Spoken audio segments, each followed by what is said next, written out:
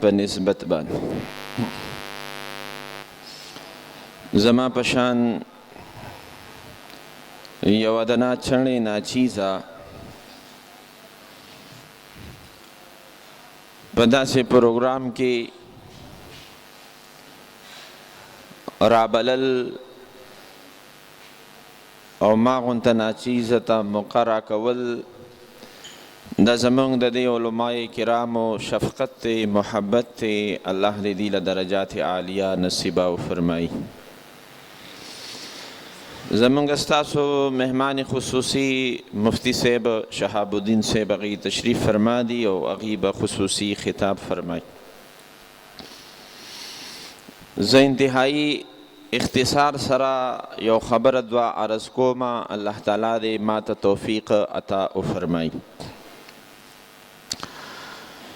زما عزتمندو الله تعالی فرمائی انا نحن نزلنا الذکر، آسان آسان الفاظو کی عام فهم الفاظو کی د خپل استطاعت مطابق الفاظو کی زه ترجمه کوم معنا کوم. الله تعالی فرمائی قرآن ما نازل کړی دی. څوک وایي؟ تاسو وایي الله. داسې شوق سره دونه شوق سره ووایه، ښه تیز ووایه الله.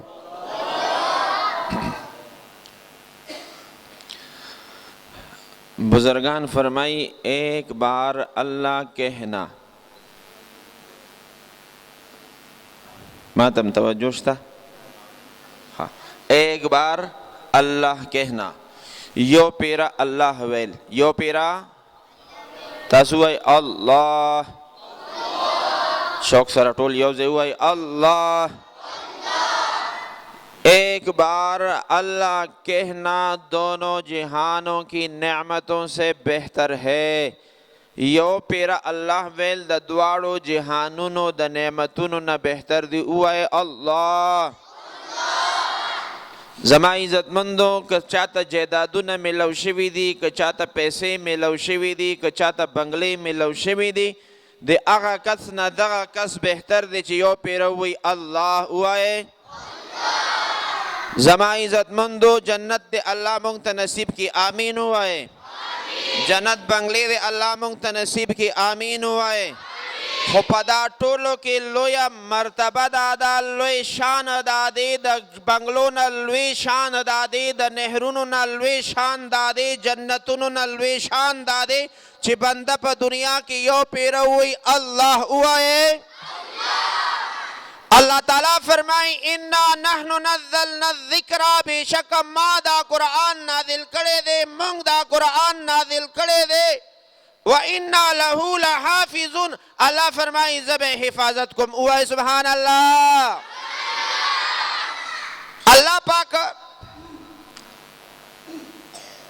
دے 12 کتاب کی اردو یو مضمون دی، یو سبق دی، نو پاگئی کی یو مکالمه ده د انسان او د ماشی. اچھا ماشی پیجنے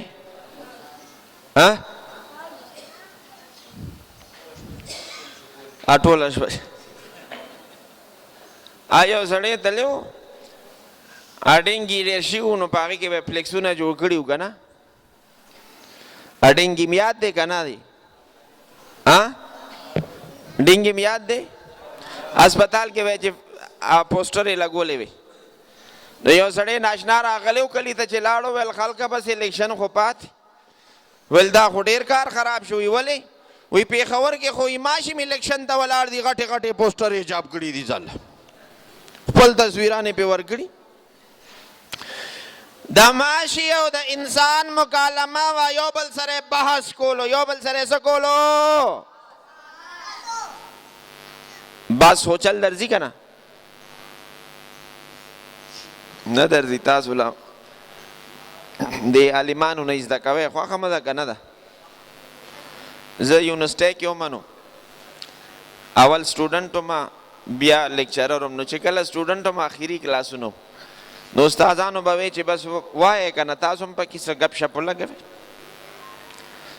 نو مونږ اسلامیات ویلو، خو هغې کې یو طرف ته به زنانه وي یو طرف ته به نارینه مونږ به ناستو نو د اسلامیات والا خو په پرده کې راځي. به هر حال خو لکه یو خو هلکانو بل خوا جینکۍ، نو دا هر وخت جګړې هلکان وایي مونږ ډېر دغه یو، جینکۍ وایي نه مونږ ډېر.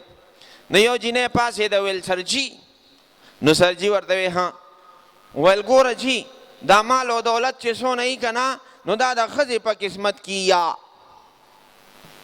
مطلب یې دا دی چې ښځې مرتبه اوچته شوه. ګوره ښځې سره ډېر فضیلت موجود دی چې مال او دولت ټول د هغې په قسمت کې. هلکانو له جواب نه ورتله، ټول غلی پاتې شو. نو ما ورته سرجي زه جواب وکړم. نو سرجي راته وی وکړه مال سرجي دا مال او دولت د ښځې په قسمت کې او دا ښځه سره د مال او دولت د خاوند په قسمت کې یا.